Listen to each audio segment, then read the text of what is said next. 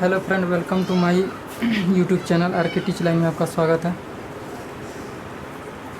पहला क्वेश्चन, एक वृत्ताकार पथ पर 3 धावक एक ही स्थान से दौड़ना प्रारंभ करते हैं तो एक चक्कर लगाने में क्रमशः 3 घंटे, 4 घंटे तथा 8 घंटे का समय लगता है, तो तीनों को प्रस्थान बिंदु पर मिलने में कितना समय लगेगा। यानी कि 3 धावक जो दौड़ रहा है तो एक 3 घंटा, 4 घंटा और 8 घंटा का समय लगता है। यानी एक चक्कर लगाने, पहला धावक जो दौड़ता है 3 घंटा का समय लगता है, दूसरा जो दौड़ता है 4 घंटे का समय लगता है और तीसरा 8 घंटा का समय लगता है। तो तीनों को वो एक ही जिस स्थान से दौड़ना वो प्रारंभ किए थे उसी स्थान पे मिलने में कितना समय लगेगा, क्वेश्चन का कहना यही है। जैसे 3, 4 और 8 का एलसीएम निकाल देंगे तो 2 से लग रहा है 3, 2 दूनी 4, 4 दूनी 8।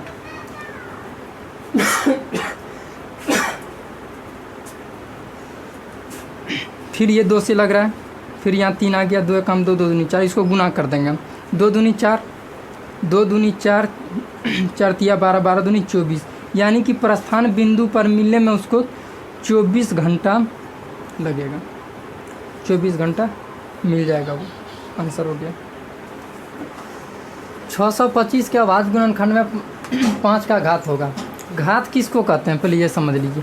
जैसे 4 पे हम जैसे 12 पावर दे दिए, 4 पे पावर 12 पढ़ेंगे इसको, तो जो पावर जो देते हैं उसको हम क्या कहते हैं, घात कहते हैं। जैसे 3 पे पावर 4, मेरा 4 क्या है, घात है। 625 के अभाज्य गुणनखंड में 5 का घात क्या होगा। तो 625 का हम क्या करेंगे, प्राइम फैक्टर तोड़ लेंगे, यानी अभाज्य गुणनखंड इसका निकालें। जब इकाई अंक 5 दिया गया है तो ये 5 से ही लग सकता है। तो 5 एकम 5, 5 दूनी 10, फिर 5 को लाके सटाएंगे तो कितना बचे, 25। फिर 5 से जब इकाई अंक 5 आ गया 5 से ही लगेगा, 5 दूनी 10, 2 बचा, 5 को लाके सटाएंगे 25 तो बचे 25। फिर ये इकाई अंक 5 आ गया, 5 से लगेगा बचे 25। तो 5 पे पावर की 4, यानी 5 पे पावर 4। तो यहाँ क्वेश्चन में क्या पूछा गया, घात पूछा गया है, तो घात इस पे कितना आ रहा है, 4। तो यही हो गया मेरा आंसर। अगला क्वेश्चन, 2 या 2 से अधिक अभाज्य संख्याओं का मोसो होगा। तो देख लेते हैं, 2 या 2 से अधिक यानी अभाज्य संख्या लेना है हमको। तो 2, 3, 5, 7 ये सब मेरा क्या अभाज्य संख्या है।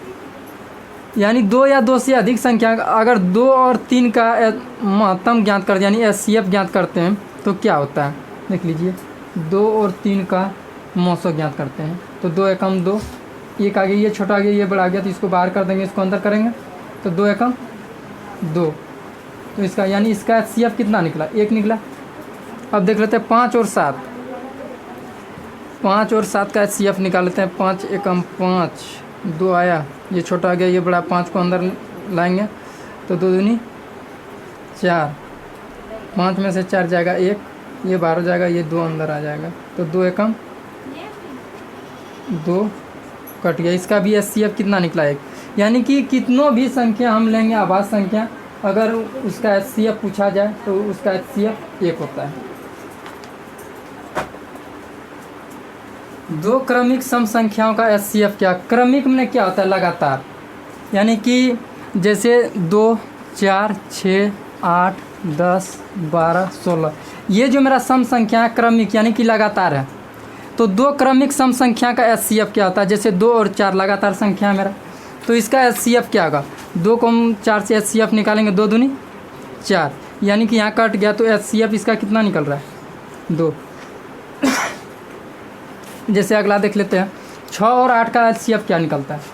6 और 8 का एचसीएफ, 6 एकम 6, कितना शेष, 2 बचा, 2 छोटा आ गया, 6 को ला के अंदर करेंगे, द्वितीय 6 कट गया, यानी कि इसका भी एचसीएफ 2 ही निकल रहा। कहने का मतलब 2 क्रमिक यानी कि जो लगातार संख्या दिया हुआ रहता है, यानी कि क्रम से अगर लिखा हुआ रहता है उसका एचसीएफ अगर हम निकालेंगे तो उसका एचसीएफ मेरा 2 आएगा। यानी कि इसका आंसर एचसीएफ का आंसर मेरा 2 हो जाएगा।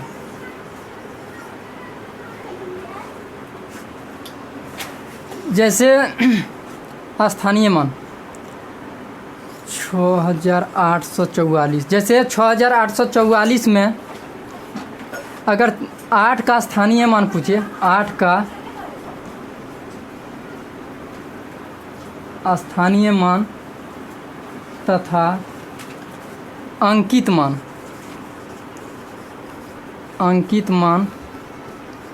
का अंतर होगा। कहने का मतलब 6844 में 8 का स्थानीय मान तथा अंकित मान का अंतर क्या होगा। जैसे हम 6844 है मेरा, इसका स्थानीय मान पूछ रहा है, तो 8 के बाद स्थानीय मान कैसे निकलता है, पहले 8 पे 8 का निकालना है स्थानीय मान, तो यहाँ 8 लिख देंगे। उसके बाद देखेंगे 8 के बाद कितना अंक दिया है, तो 8 के बाद 2 अंक दिया, तो इस पर कितना जीरो हो जाएगा, 2 जीरो। अगर 8 के बाद 3 अंक रहता तो 8 पे हम 3 जीरो देते। तथा अंकित मान किसको बोलता है, जिसका स्थानीय मान पूछा जाता है वही मेरा क्या अंकित मान होता है। जैसे अंकित मान मेरा क्या हो गया 8, तो अंतर पूछा गया इसलिए इसमें हम -8 कर देंगे, तो इसका आंसर निकल जाएगा। 10 में से 8 जाएगा 2, 9, 7, 792 इसका आंसर हो जाएगा।